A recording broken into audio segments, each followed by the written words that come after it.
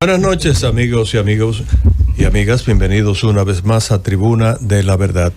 Nuevamente con ustedes, con un contenido interesante para estos 60 minutos que vamos a compartir con ustedes. Tenemos una entrevista de mucha calidad, pero aparte de eso también queremos introducir algunos temas que sin duda alguna forman parte de la agenda de prioridades de la República Dominicana. Y no tiene que ser necesariamente el debate relacionado con la reforma fiscal, con el Código Penal, con los desacuerdos que hay a nivel de alta política. También tiene que ver con otras cosas a las que muchas veces no le ponemos la debida atención. Por ejemplo, la República Dominicana está abocada a convertirse en el centro mundial del deporte con la celebración de los Juegos Centroamericanos y del Caribe, que ya están ahí, ya casi, a la puerta de la esquina. Listo. Y entonces resulta que dentro de apenas menos de una semana y tanto prácticamente, vamos a tener la apertura en un espectáculo formidable que ya se está preparando en el Centro Olímpico. Ahí vamos a estar todos los que puedan ingresar al Centro Olímpico Juan Pablo Duarte, pero el país entero posiblemente va a estar conectado a ese gran evento. Y es importante inclusive que los dominicanos que en las últimas semanas hemos estado identificados con lo que ha estado pasando en el Mundial de Fútbol, donde todo el mundo tiene un país de simpatía. Unos están con España, otros están con Argentina, con Inglaterra, con Noruega, en fin. De verdad que en el tiempo en que se dieron las diferentes fases del Mundial de Fútbol, muchísima gente simpatizó por un país con el que no tenía ninguna relación. Pero en el caso de los Juegos Centroamericanos y del Caribe, nosotros vamos a pelear y apostar por lo nuestro. Nosotros acabamos de participar en uno de los principales eventos panamericanos y hemos encabezado el medallero en los Juegos de Atletismo de Medellín, Colombia. Encabezamos la lista de medallas de oro y fuimos los ganadores absolutos de ese evento. Y déjeme decirle que en ese evento no estaban los principales atletas de campo y pista de la República Dominicana, porque estaban compitiendo en la Liga de Diamantes de Europa. Y ahí, por cierto, le fue muy bien a Marileidy Paulino y a todos los que le acompañaron, que fueron 4 figuras de la élite del atletismo de la República Dominicana y de América Latina, y aún así sin ellos, con atletas, si se quiere, de reciente presencia en el atletismo de la República Dominicana, ganamos el medallero en los Juegos Panamericanos de Atletismo de Medellín. Así que tenemos que apostar realmente a acompañar a nuestros atletas y apostar no solamente a tener un buen desempeño en las diferentes disciplinas, sino a ganar realmente el medallero como lo hicimos en Medellín, Colombia. Muy buenas noches al pueblo dominicano, muy buenas noches a todas las personas que nos siguen a través de esta plataforma, la emisora del pueblo, la Z101, por su programa Tribuna de la Verdad. Buenas noches, Luis José Chávez. Buenas noches, Estefanía Costa. Buenas noches. A los demás parece que estos tapones están, carajo, que no hay quien lo entienda. Sin embargo, pendientemente, bueno, buenas noches también a ustedes, pueblo querido de Monteplata, que nos sintonizan, aunque a Stephanie le duele, porque como ella es de la capital, no tiene a quien saludar, le duele eso. Hay amor en mi ciudad. Mire, señora, aunque el coordinador dice que había que refrescar la entrada de este programa, hablando de un evento que sin duda tendrá lugar en República Dominicana, quien será anfitrión, la ciudad de Santo Domingo será la anfitriona de esos juegos, la alcaldesa de Santo Domingo. Yo voy a hablar de una respuesta que dio el diputado, presidente de la Cámara de Diputados, Alfredo Pacheco Soria, en un programa de televisión sobre el Código Penal, la ley 75-25, 74-25, sí. 74-25 para ser más exacto, donde él dice que algunas instituciones, para no referirme específicamente a la institución que hizo más énfasis, que es una ONG, dijo, que le cogió lo tarde porque pensaban que no iba a llegar la fecha. Mira, yo creo que es muy atinado el comentario del diputado Pacheco. Yo sí decía ayer aquí, el lunes aquí en esta tribuna de la verdad, que el código tiene un año, duró un año. Sí. Descansando, esperando que la sociedad, los políticos, se pusieran de acuerdo. Todos los gremios se pusieran de acuerdo en el articulado que la gente entendía que no se adaptaba a nuestra realidad social. Pero, como dice Pacheco, mucha gente se durmió en los laureles y amaneció en el populismo, se engancha en la crítica al Código Penal por 9 o 8 artículos, como dice el propio presidente de la Cámara de Diputados, Alfredo Pacheco Soria, sin tomar en cuenta todos los tipos penales que va a sancionar este nuevo código y que es una pieza de sumo interés para la convivencia, para la armonía social de los pueblos. Yo creo que ese tema debe de dilucidarse con la mayor madurez posible, porque mucha gente vivía criticando, por ejemplo, la figura del sicariato que no se conocía. Está inmersa ahí. Claro. La rigurosidad en las penas a los agresores de las mujeres está ahí. Claro. Los delitos, sicariato, los delitos cibernéticos, el bullying, están ahí. Ciberacoso. El ciberacoso. Entonces, ¿qué quiere decir esto? Ese código está adaptando, claro, es decir, las normativas sancionatorias punitivas de los hechos punitivos a nuestro contexto social actual. No es verdad que por 9 artículos u 8 artículos usted va a detener una pieza legislativa de una característica y de una magnitud tan trascendente para la convivencia en una sociedad como esta, que los delincuentes nos llevan años luces. Por ejemplo, yo no sé cómo se clona una tarjeta, pero el Código Penal está hablando del tipo de sanciones que va a tener una persona que sea sorprendido clonando una tarjeta. Entonces, vamos a olvidar, o no vamos a olvidar, vamos a enfocarnos en las cosas positivas y tendamos un puente para entendernos sobre los aspectos de ese código que encuentran que las libertades fundamentales. Pero no podemos echar al pozo esa pieza sin antes valorar las cosas positivas que tiene.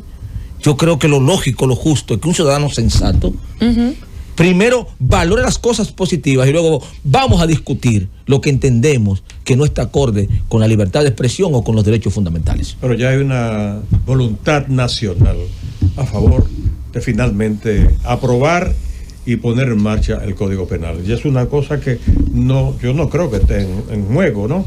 Se puede, todavía hay pasa cantando por ahí. Se le podrá hacer alguna modificación ligera a un tema o al otro, pero lo fundamental ya está debidamente consensuado.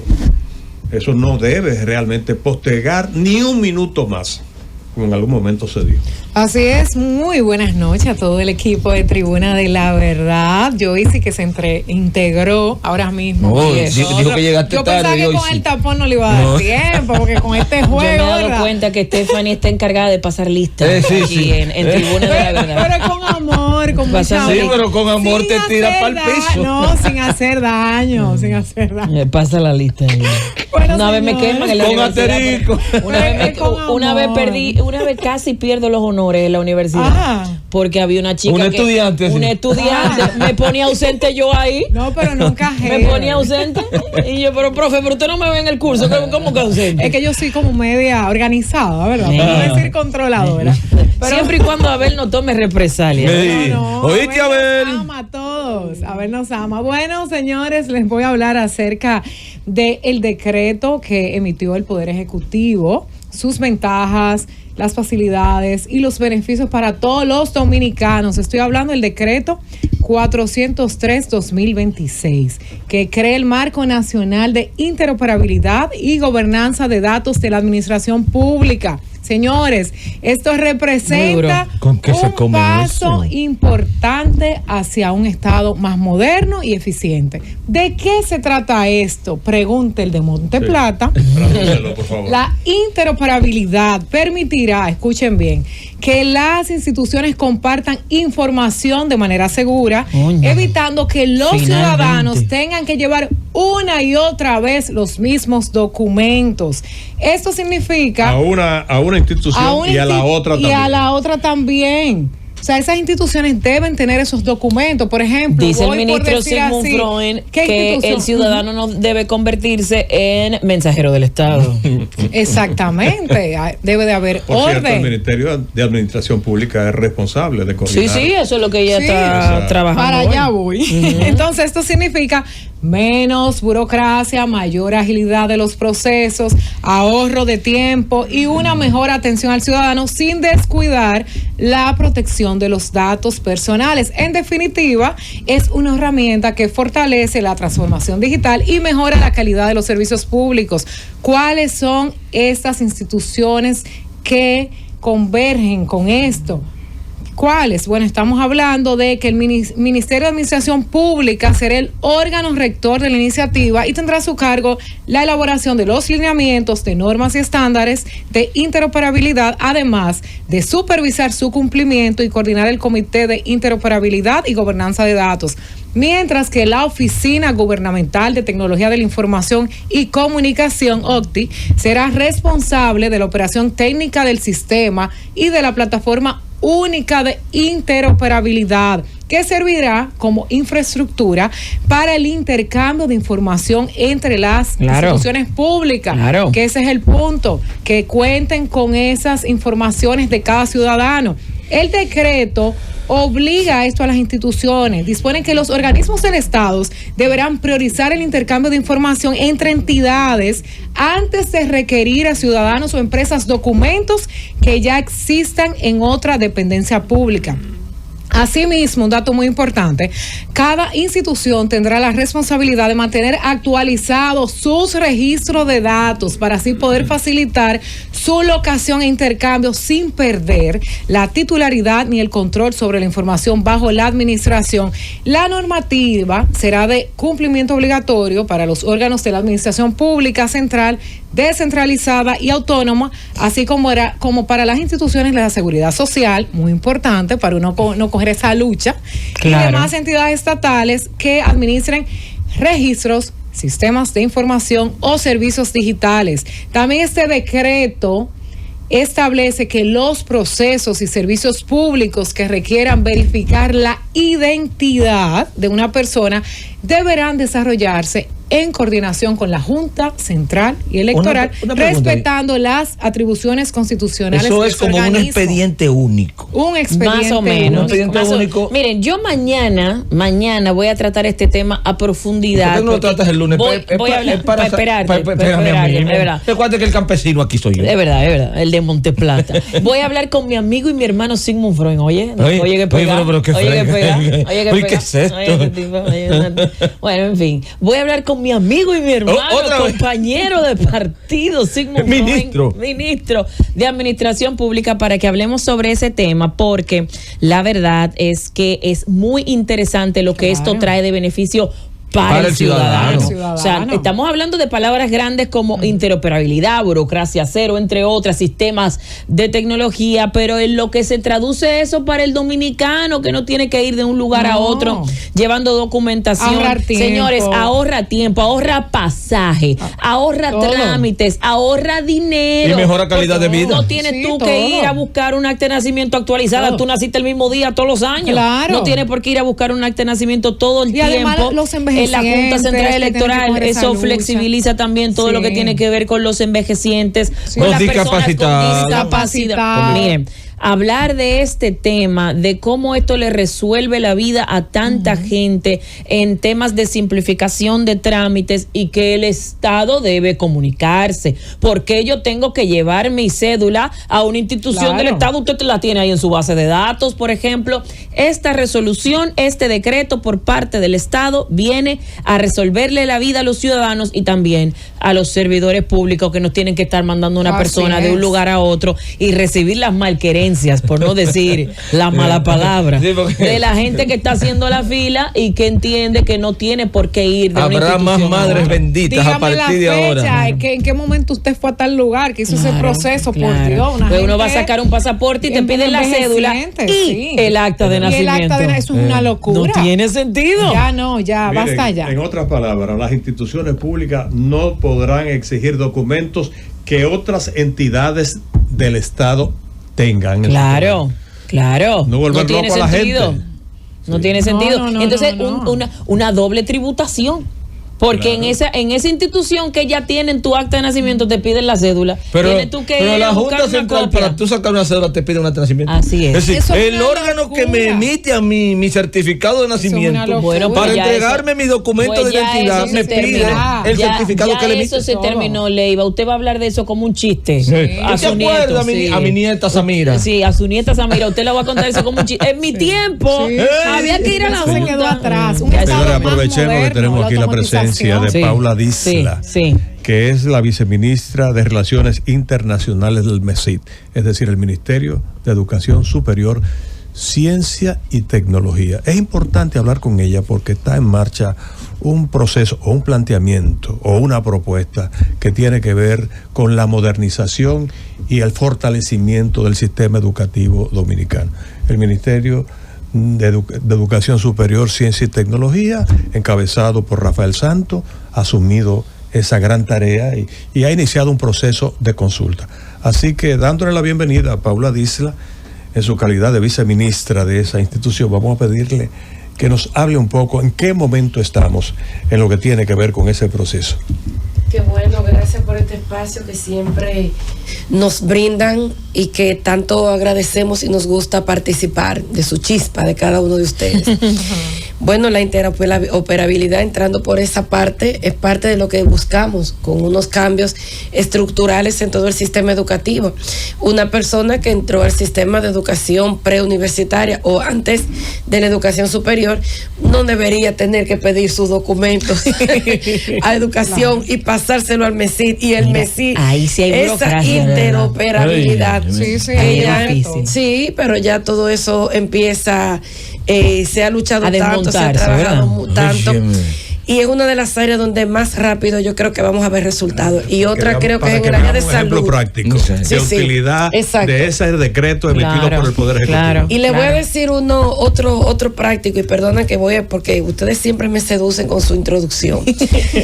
Justamente el MESID y la CISARIL empezaron a hacer un esquema de interoperabilidad con ese cruce de información para poder validar lo que son las titulaciones de personal en ciertas áreas, sobre todo en las áreas de salud. Es muy importante. Y eso como usted decía, con esos criterios que puedan cuidar lo que es la dignidad de la persona, la identidad de la persona, sin faltar a lo que es su privacidad y lo que es su propiedad. Entonces, todo esto está cubierto, y ya estos modelos que empezábamos a pilotear, qué bueno que ya hoy es realmente una ley. Pero voy a lo que nos ocupa. Miren, el maestro Santos, desde el 9 de febrero... Mi amigo y hermano, así como dijo Joyce, mi amigo y mi hermano, mi compañero de partido, mi profesor, mi mentor, Rafael Santos Badilla, queridísimo, aquí en este programa. Nada más le faltó ese, sí es bueno. ¡Sí, de los mejores! Pues es el señor que más amigo y hermano yo he visto que tiene. Ese es de lo más querido que tiene este gobierno. Así ha sido. Yo pensaba que yo tenía el privilegio de ser canchanchando. Míralo ahí. Pues miren, con ese carisma, el maestro Santos Badía ha logrado sentar a los sectores, ha logrado sentar a estudiantes del bachillerato, docentes, autoridades municipales, internacionales. Es increíble cómo en apenas 2 meses, nosotros ayer terminamos lo que es la consulta nacional para el futuro de la educación dominicana.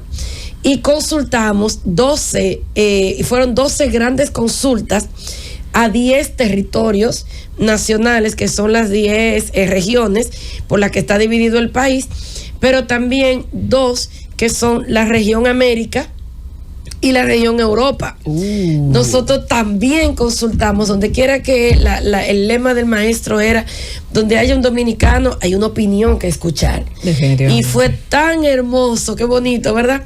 Fue tan hermoso, a mí que me tocó esa nostalgia, ese reencuentro de los dominicanos con lo que quieren, con lo que aspiran para su país, y verles opinar, fue muy hermoso. Entonces, eso terminó ayer, y hoy terminaron las sectoriales, y este viernes estaremos conversando con los organismos de cooperación internacional, que si bien no serán consultados, escucharán esta propuesta que puede cambiar el curso de lo que es su agenda de cooperación en los años venideros.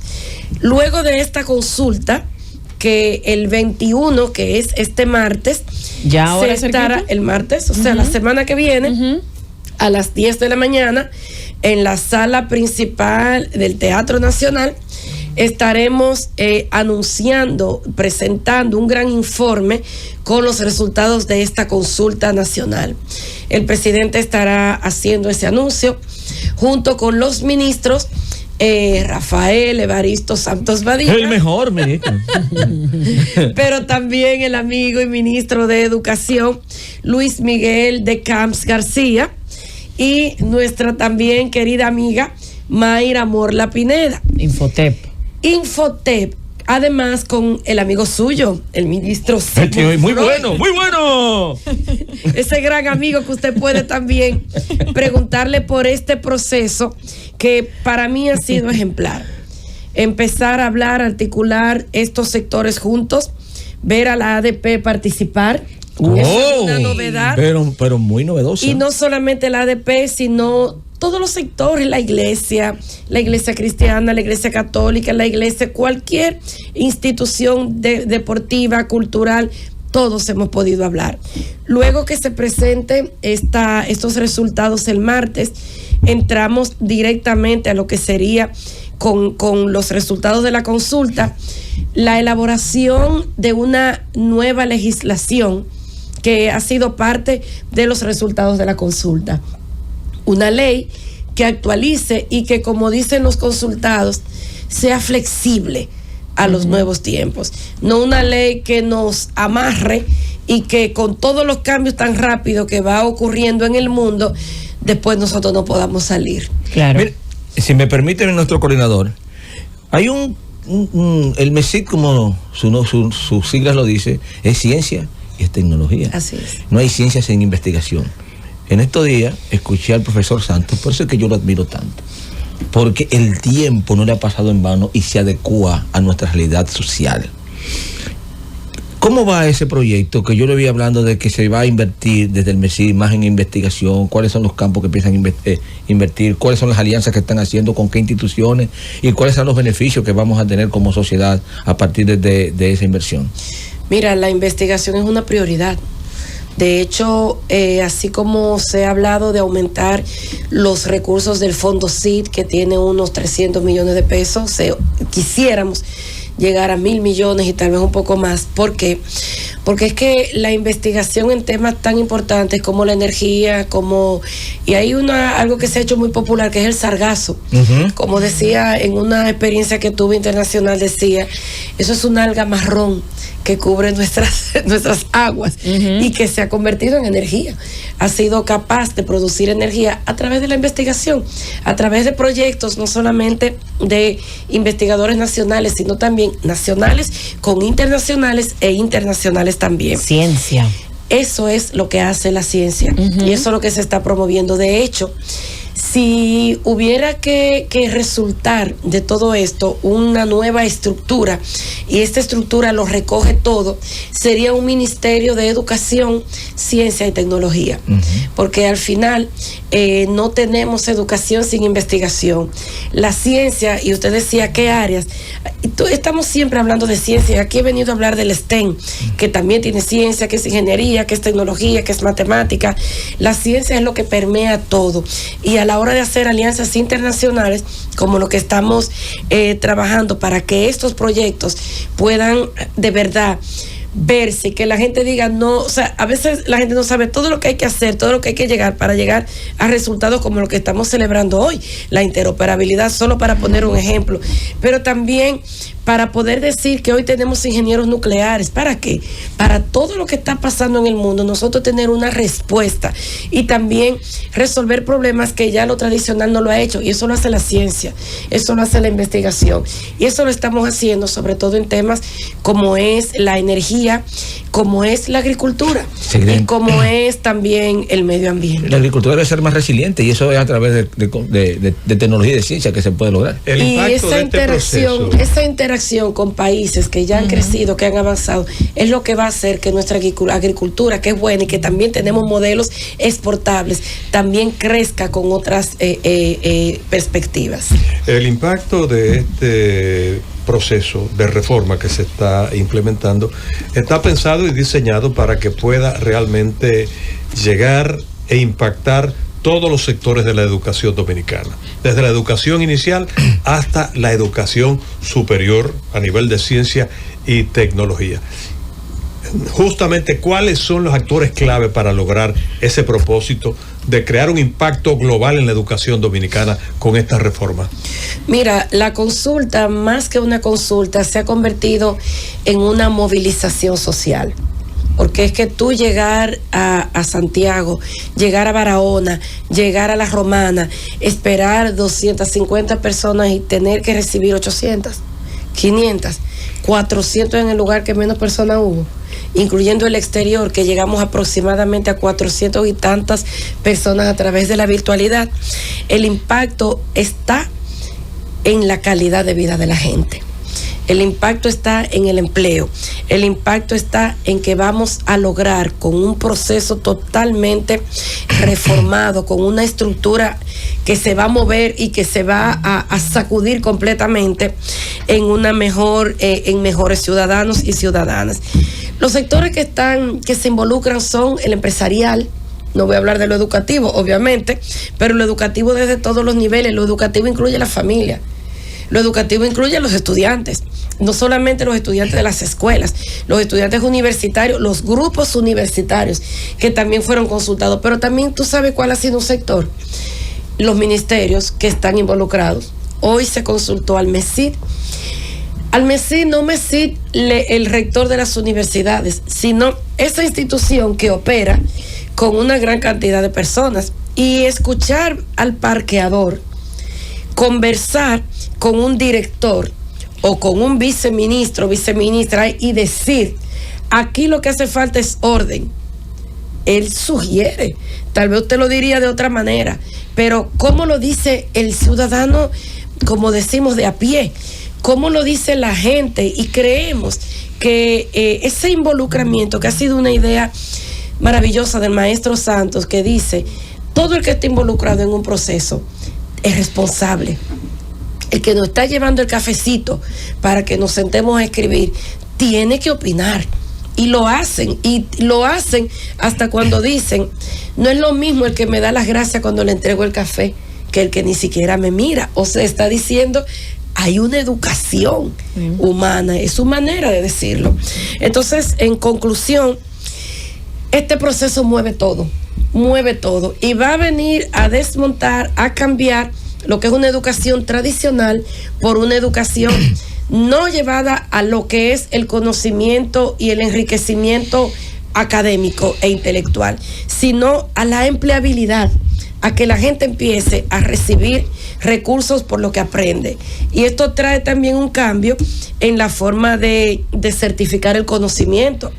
Estamos hablando de lo que son los microcredenciales, estamos hablando de certificaciones que digan que tú puedes trabajar. Mira, hablando de eso, con buen salario, un trabajo digno. Hablando de certificar el conocimiento, una de las grandes, si se quiere, críticas al sistema, hemos visto incluso cómo algunos funcionarios del pasado, del presente, se han visto envueltos en eso, en la falsa titularidad. Y como usted habla de la interoperabilidad y el tema de que todos los documentos van a estar en un solo banco de datos, es más o menos eso lo que quieren decir, para que la gente de Monte Plata entienda.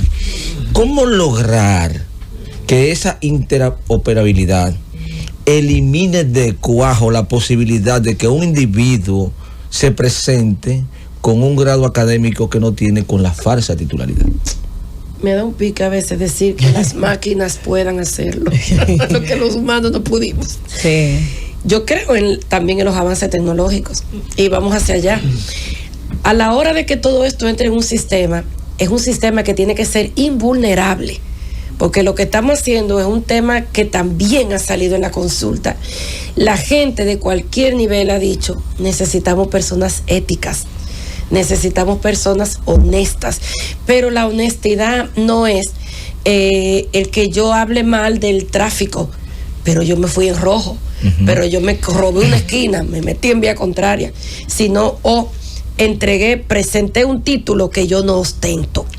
Eso es un tema que va a la par con eso. ¿Eso es un atraco sin pistola? Totalmente. Sí. A lo que usted pregunta, esa interoperabilidad con esa condición de invulnerable es lo que va a hacer que la gente no crea que se está burlando del sistema. No puede ser posible. Y lo otro es, desde esos primeros años de vida, hablemos de ética. Y la ética y la moral que ustedes también celebraban en una ocasión que yo estuve aquí, cómo el presidente personalmente cree en esto. Y cómo él, recuerden que al inicio del segundo periodo, que hizo una alocución pública, hablaba de la honestidad como un valor que él quiere dejar. Entonces, la honestidad no es una clase, la honestidad no es un punto, pero es un sello. Y es un sello que la gente lo tiene. Ahorita hablábamos de cuestiones que pasan en el gobierno, como ¿quién va a hacer esto? Lo hace el que tiene ética. Y lo hago yo por tener ética, y no puede ser una bandera. Me refiero a cualquier cuestión de esas que ocurren en el Estado de las que la gente se burla. Pero si el funcionario entiende y aceptó una posición y lo va a hacer con ética, que ese funcionario lo haga y que los demás lo puedan ver, eso es lo importante. Eso se ve y eso pasa. Y el presidente es el primero. ¿Tú sabes que Paula, bueno, adelante. Tenemos que hacer la pausa. Sí, claro, obligado. Claro. La pausa de medio tiempo. Paula Disla, viceministra de Relaciones Internacionales de El MESIT. Regresamos en un momento. Con Paula Disla, viceministra de la MESIT, y estamos hablando de las reformas en el sector educativo de la República Dominicana. Bueno, amigo, usted tiene la palabra. Claro, quería hablar del Código Penal, el tema que está en boga, y decía Leiva fuera de cámara, con Paula Disla se puede hablar de todo.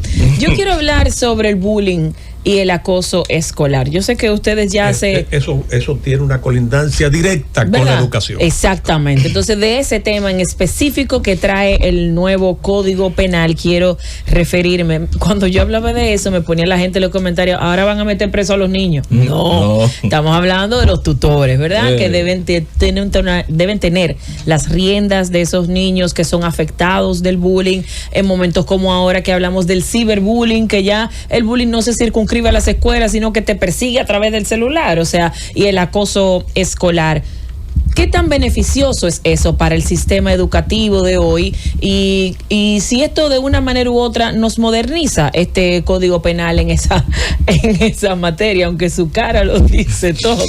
Mira, yo he trabajado tanto tiempo en las escuelas, he trabajado, ustedes lo saben, tanto con niños, niñas, adolescentes, tanto en políticas públicas como de manera directa con los niños y niñas. A mí me encanta juntarme con los niños porque aprendo y no pierdo, por ejemplo, este tipo de temas que me encantan.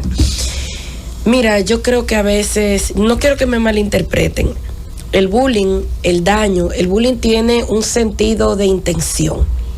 Y la intención, como dice la ley, es dolo, y cuando es probada. Entonces, ese caso, ese tipo de acción no es buena, es nociva. Sí. Y yo no sé si tanto como para llevarlo a ese tipo de sanción. Ahora, yo no le llamaría bullying al que tiene que ver con un daño que tiene que ser penado por una ley. Ya eso entra, yo lo tipificaría en otro tipo que de daño. Circunscriba solo a eso. Claro, yo he visto niños que han fallecido, que se han quitado la vida, que otros lo han matado, que, o sea, esos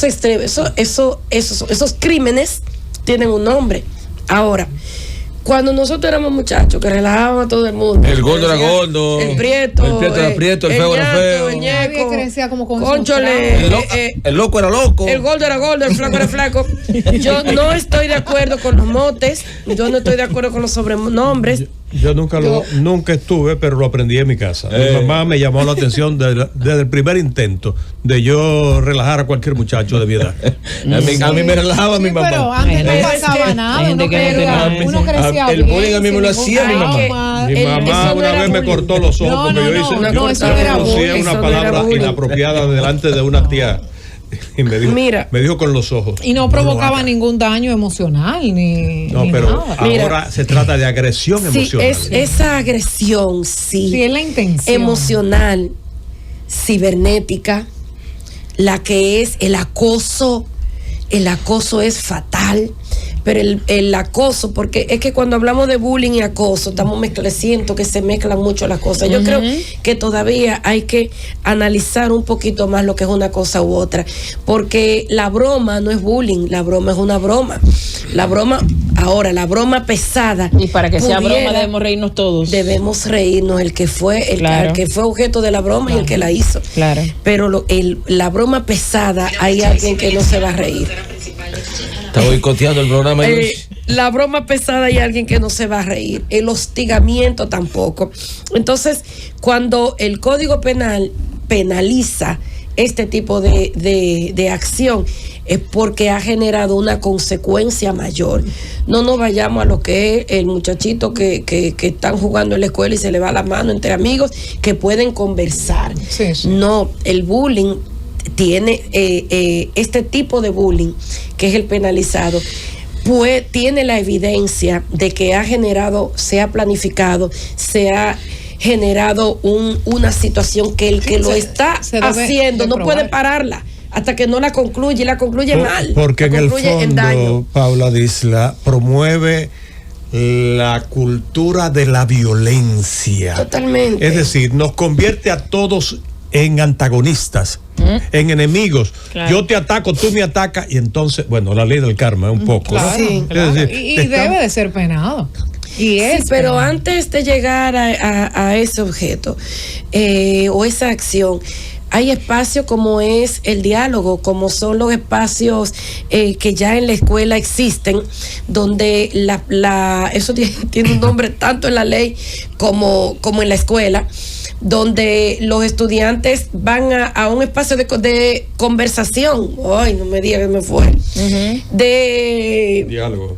Sí, hasta va la pareja cuando tiene una situación. Terapia, orientación. No, es orientación, pero es ese espacio donde se ponen de acuerdo, conversan sobre una situación, y al final es una situación que no es dolosa, que no te genera un daño, pudiera generar un aprendizaje cuando hay ese arbitraje, cuando hay ese espacio de diálogo, que la escuela lo tiene. Porque llegar a convertirlo en una pena, yo le quitaría el nombre de bullying. Bueno, bajo esa concepción también hay muchos críticos, y me circunscribo mucho al tema de hoy, que ven exagerado muchos temas del bullying, porque entienden que estamos generando una sociedad. Conciliación. Estamos generando una sociedad de cristal. Estamos creando una juventud de cristal, una adolescencia de cristal, que a la postre no van a poder enfrentarse a situaciones hostiles de la vida. ¿Qué hay de bueno, de malo, de real o de falso en eso, desde la perspectiva de la viceministra? Mira, la crianza es un hecho tan particular y de tanta responsabilidad de la familia. Es de tanta responsabilidad de cada uno. Y te digo, yo creo que la gente tiene que tener sus aprendizajes. Yo creo que cuando los niños hasta 4º grado pueden chismear entre ellos y pelear la amiguita porque la otra amiguita se juntó con la amiguita, si pueden salir de esa situación con ese acompañamiento del maestro, que no venga la familia, que no viene la mamá a darle a la mamá que le dio a a su hijo, sino que lo resuelven entre ellos, pero con una observación y una supervisión que está ahí de un adulto, empiezan a generarse esas capacidades de resolución de conflictos amigables. Ahí es donde quería llegar. Exacto. La resolución de conflictos tiene espacios, lo tiene hasta cuando la pareja se va a dejar, lo tiene o cuando tiene una situación, lo tiene en la familia, lo tiene en la escuela, ya la escuela tiene esos espacios. No todo tiene que ser castigado. Yo creo que estamos tan tensos en la educación que nos hemos olvidado de la alegría de la crianza, que nos hemos olvidado de que yo no estoy de acuerdo con la burla, jamás. No estoy de acuerdo, de hecho yo no me gustan los sobrenombres, no me gusta que la gente se identifique y se etiquete por algo que luego le va a hacer sentir mal. Ahora, jugar, divertirse, compartir, y que ese espacio donde yo te pueda decir a ti el lentú, o a mí la prieta, la morena, la bembúa, que ese espacio exista, puede Sin ser. describirme, por favor. No, me describí yo misma, pero somos muchas las que pudieran sentirse identificadas también. Entonces, esos espacios pueden existir, y como tú dices, ¿por qué sentirse ofendidos cuando? Pero es el espacio, lo que lo daña es el entorno. Cuando se sale del entorno y se sale del contexto, es cuando genera una situación. Y los adultos lo problematizamos, que eso es. Y la creo comunidad que lo más grave. organizada también puede ser influida justamente en esa dirección. Yo viví una experiencia durante el COVID en la Loma del Chivo, un barrio que yo he orientado durante mucho tiempo, desde el año 1990 y tanto. He estado ahí, en una comunidad que se había convertido en la zona más conflictiva de la capital, centro del microtráfico, donde las pandillas prácticamente normaban la vida de la comunidad, decidían a partir de las 7 de la noche quién entraba y quién salía. Pues con el esfuerzo de la comunidad y un esfuerzo evidentemente de empoderamiento, eso comenzó a cambiar en el tiempo. Se consiguieron escuelas, se consiguieron canchas, se mejoraron los servicios públicos, y eso ha permanecido como parte de la cultura de esa comunidad. Durante el COVID sucedió que la policía estaba imponiendo la disciplina que se había establecido. A partir de tal hora ustedes no pueden estar en la calle jugando. Y entonces resulta que un grupo de muchachos que estaban jugando baloncesto en una calle de la Loma del Chivo decidieron enfrentar a la policía y le cayeron a pedradas y a botellazos. Hirieron a un oficial y a un cabo de la policía. Bueno, pues resulta que la propia comunidad decidió enfrentar esa situación. Convocó a la policía.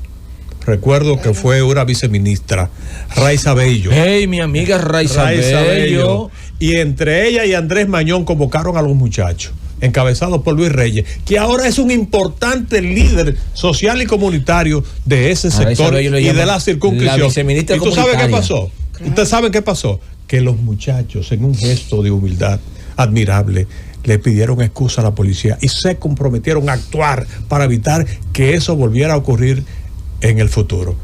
Y eso cambió la vida de esos jóvenes, y ahora son líderes deportivos, sociales y comunitarios. No sé, a veces creo que bueno, eso es dialogar, y es lo que le digo. Y bueno, usted mencionó a Raiza Bello, que realmente es la viceministra comunitaria, le llaman. Totalmente, es una persona que conoce las bondades del barrio y sabe cómo interactuar en estos espacios. A mí sí me gustaría, y quiero volver como al tema de la reforma, porque sí, cuando tú hablas de bullying, de acoso escolar, hablas de violencia escolar, primaria, secundaria, terciaria, la violencia comienza, se crece, se magnifica. Quienes participa el estudiantado, el profesorado, la familia, cuando todo esto crece, que ya sobrepasa a la persona y trasciende incluso a la comunidad. Revelando una falencia de la educación. Y una falta de orden en todo el sistema. Como dijo el portero. Totalmente. Y ahí el sentido de la reforma educativa. Lo que buscamos es orden. Lo que buscamos es, como dice el presidente, es racionalizar el gasto público. Ay, sí. Es ordenar el gasto. Sí. Y eficientizarlo. No, para poder hacerlo eficiente. ¿En qué gastar y qué? ¿Por qué gastar y qué? Entonces, la educación necesita muchas cosas. Hay una pregunta que el profesor nos retó cuando la hizo. y wow, no lo hace muchas veces. Y él decía, es necesario que un estudiante esté tanto tiempo en una escuela. Está aprendiendo, porque hemos visto que no realmente, ¿qué dicen las encuestas y qué dice la consulta? Que quiere una escuela que los estudiantes aprendan, porque no están aprendiendo. Sí. Eso lo dicen los estudios, eso lo dicen los resultados de PISA, eso lo dicen todas estas encuestas, incluso nuestras propias pruebas nacionales. Entonces, es posible que el entorno que le ofrece la misma escuela desfavorezca los propios aprendizajes. Están enseñando las maestras, los maestros, pero ¿qué están aprendiendo los maestros? ¿Qué está devolviendo la escuela? Entonces, claro, eso es lo que estamos llamados a hacer, sí, con esta transformación. Hablando de maestros, a mí el otro día yo hice una pregunta parecida a esta. Aquí se ha cuestionado mucho la formación de los maestros de básica y secundaria.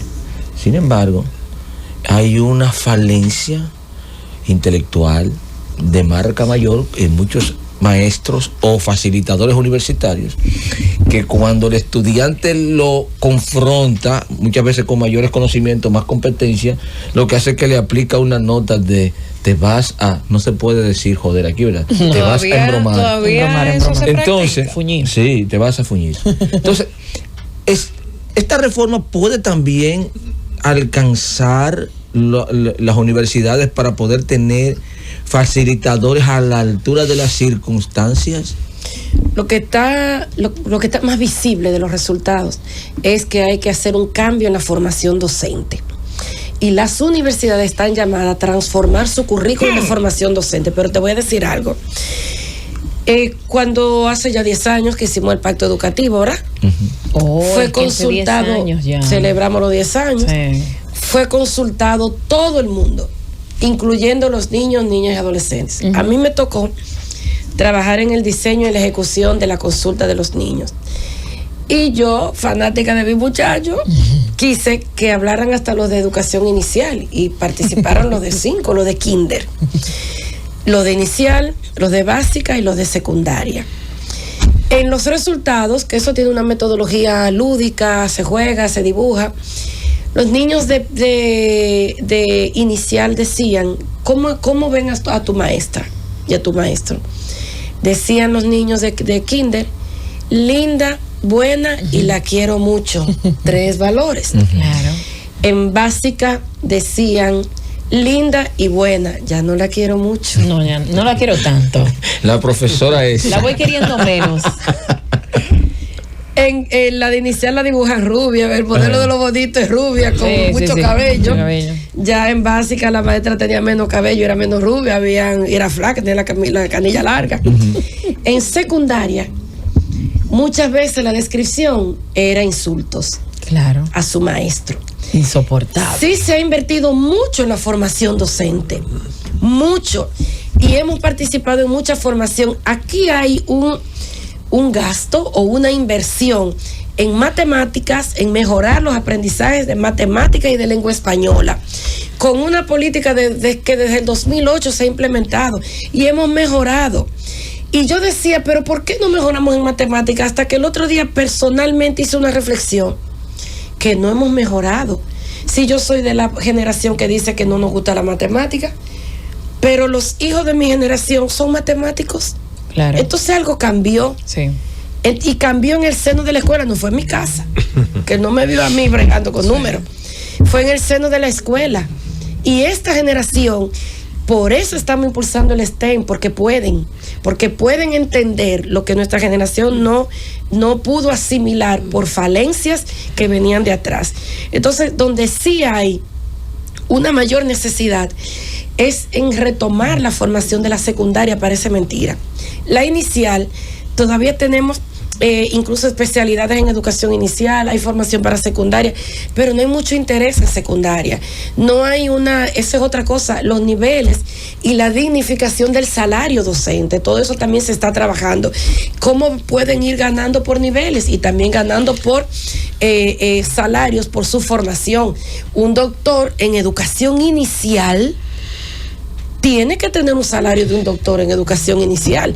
No es menos la educación inicial que la secundaria. Exactamente. Ahora, es la base, es la mejor. Es la base, pero son tanto las cuestiones que hay que ajustar, que otra cosa que puede, otros datos y que lo torpedean muchas cosas. Que pudiera revelarles aquí es un tema de género. La escuela, porque hay más maestras que maestros.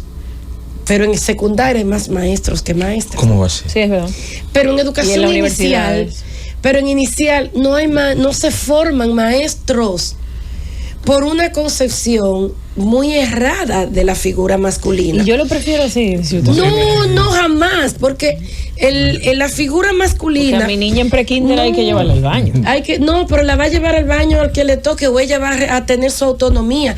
El maestro en el aula inicial es una figura paterna que a veces no está en la casa. O a veces está en la violencia o en el colmadón. Estás hablando del maestro, la figura más admirada en la sociedad dominicana históricamente, por lo menos desde mi formación de niño. El maestro. Eso ha comenzado a cambiar. Hay cuestionamientos sobre el rol del maestro en la sociedad dominicana en estos tiempos. Porque el gremialismo se ha tragado muchas veces ese rol filosófico que asumió el maestro dominicano, y esa concepción desde social. Juan Pablo Duarte hasta acá. Ahora, ¿hay la posibilidad de que esta reforma o esta iniciativa influya para generar una sinergia que involucre de manera más directa al liderazgo gremial, si se quiere, de los maestros en un proceso para mejorar la educación dominicana? Están sentados en la mesa. Ese es el gran valor para mí, de los más importantes. El sector con esas autoridades actuales y otras que estuvieron también dirigiendo el sistema educativo. Porque de la grandeza que tiene este proceso es que en la misma mesa están sentados exministros de educación, exministros de educación superior, exdirectores del Infotep, expresidentes de la ADP y presidentes de la ADP. O sea, nos hemos sentado todos a hablar el mismo lenguaje, sin porque colores, la preocupación es una. Es multipartita. La preocupación es una. Y la oportunidad que nos ha proveído el presidente de decir, cámbienla. No quiero bandera, esto no es política. Y por eso estamos sentados y todos pueden hablar y dar en la mesa. Entonces, esta oportunidad no la vamos a perder y vamos a cambiar. Se nos venció el tiempo, dominicana. Pero yo quisiera cerrar esta conversación con un aplauso cerrado, precisamente. Muy bien. A Paula, a Rafael Santos y a todos los actores. Mi hermano y mi amigo. A todos los actores de uno de los procesos más importantes que está viviendo la República Dominicana. La tuvimos aquí a doña Mayra y hablamos de sus 30 años en Infotep trabajando en pos de la educación. Excelente trabajo el que ha hecho. Gracias, Paula. A ustedes. Viceministra de la MESIT. Volvemos mañana. Bye.